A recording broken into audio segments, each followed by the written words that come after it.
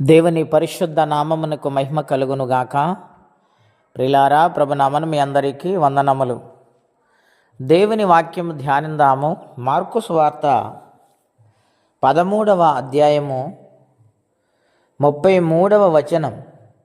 జాగ్రత్త పడుడి, మెలకువగా నుండి ప్రార్థన చేయుడి, ఆ కాలమిప్పుడు వచ్చునో మీకు తెలియదు. ఒక మనుష్యుడు తన దాసులకు అధికారమిచ్చి ప్రతి వానికి వాని పని నియమించి మెలకువగా నుండుడని ద్వారపాలకునికి ఆజ్ఞాపించి ఇల్లు విడిచి దేశాంతరము పోయినట్టే ఆ కాలము ఉండును. ప్రియమైన దేవుని బిడ్డలారా, ఈ ఉదయకాల సమయంలో పరిశుద్ధాత్మదేవుడు మనందరితో మాట్లాడుచు ఉన్నారు. యేసుక్రీస్తు ప్రభువారు శరీరధారి ఉన్న దినాలలో ఆయన శిలువకు సమయము సమీపిస్తున్నప్పుడు పరలోక రాజ్యంను గూర్చి, రెండవ రాకడను గూర్చి ఆయన బోధిస్తూ ఉన్నారు. ఆ సమయంలో శిష్యులు అడుగుతూ ఉన్నారు, నాయనా, నీవు తిరిగి వస్తున్నప్పుడు ఏ విధముగా ఆ కాలాన్ని అర్థం చేసుకోవాలి, ఎప్పుడు వస్తావు అని అడిగినప్పుడు యేసుక్రీస్తు ప్రభువారి శిష్యులతో అంటూ ఉన్నారు, ఆ కాలం ఇప్పుడు ఎవరికీ తెలియదు, అది తండ్రికి మాత్రమే తెలియను. గనుక ఆ కాలంను గూర్చి ప్రార్థించేవారిగా ఉండాలి అని ఈ మాటలు ఆయన బోధిస్తూ ఉన్నారు. జాగ్రత్త పడాలి, మెలకువగా నుండి ప్రార్థించాలి, జాగ్రత్త కలిగి బ్రతకాలి. క్షేమకరమైన జీవితము కావాలంటే, నిత్యరాజ్యము చేరాలంటే బహు జాగ్రత్త కలిగి దేవుని ఎదుట నడవాలని ఆయన ప్రేమతో హెచ్చరిస్తూ ప్రార్థన చేయమంటూ ఉన్నాడాయన. మెలకువగా ఉండి ప్రార్థించండి అని ఒక ఉపమానం ఆయన చెప్పారు. ఒక మనుష్యుడు దేశాంతరము వెళుతూ ఆ యొక్క అధికారాన్ని తన దాసులకు అప్పచెప్పి ద్వారపాలకునికి చూడమని చెప్పి వెళ్ళిపోయాడు. తిరిగి ఆయన ఎప్పుడు వస్తాడు, ఏ సమయం వస్తాడు, ఆ సమయం కోసం వారు ఎదురు చూడాలి.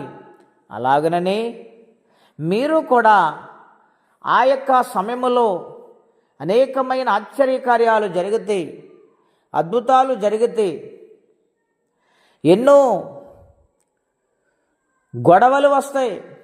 రాజ్యాల మీదకి రాజ్యాలు, దేశాల మీదకి దేశాలు, ఎక్కడ చూసిన భూకంపాలు, కరువులు, భయంకరమైన పరిస్థితులు ఈ సృష్టిలో సంభవిస్తాయి. ఆ యొక్క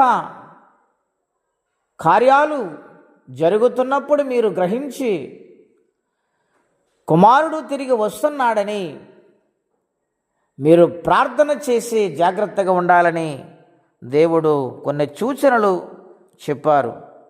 గనుక దేవుని బిడ్డలారా, మనము కూడా ఆయన రాకడ కొరకు ప్రతినిత్యము కూడా సిద్ధపడి ఉండి ప్రార్థించేవారిగా, మెలకువగా ఉండి ఆరాధించేవారిగా ఉండాలని ప్రభు పేరట మనవి చేస్తూ ఉన్నాను. ఇంకను రక్షణ లేని వారికి రక్షణ దేవుడు అనుగ్రహించాలని, సిద్ధపాటు లేని వారిని దేవుడు సిద్ధపరచాలని ప్రార్థన చేయవారిగా ఉండాలి.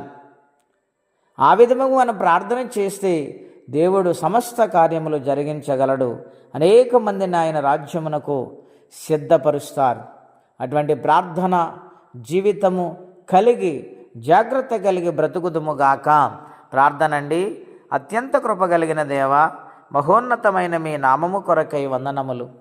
మీ మహాకృప దయను బట్టి ఎంతవరకు కాచి కాపాడుకుంటూ వచ్చినారు, మీకు వందనములు తండ్రి. మీ రాకడను గూర్చి అనేకమైన సూచనలు మీరు బోధించి ఉన్నారు, అనేక విషయాలు తెలియజేసి ఉన్నారు. గనుక ప్రార్థన విషయంలో నిర్లక్ష్యం లేకుండా, భక్తి విషయంలో జాగ్రత్త కలిగి ఈ జీవిత ప్రయాణములో మీ రాకడకు సిద్ధపడు భాగ్యము మా అందరికీ మీరు అనుగ్రహించండి. ఇంకా రక్షణ లేని వారికి రక్షణ ఇచ్చి మహిమ తెచ్చుకోమని, ఎవరే సమస్యలు గుండా ప్రయాణం చేస్తున్నారు వారికి నీ సహాయము పంపించమని యేసుక్రీస్తు వారి పుణ్యనామములో ప్రార్థించి వేడుచున్నాము తండ్రి. ఆమెన్. దేవుడు దీవించును గాక. ఆమెన్.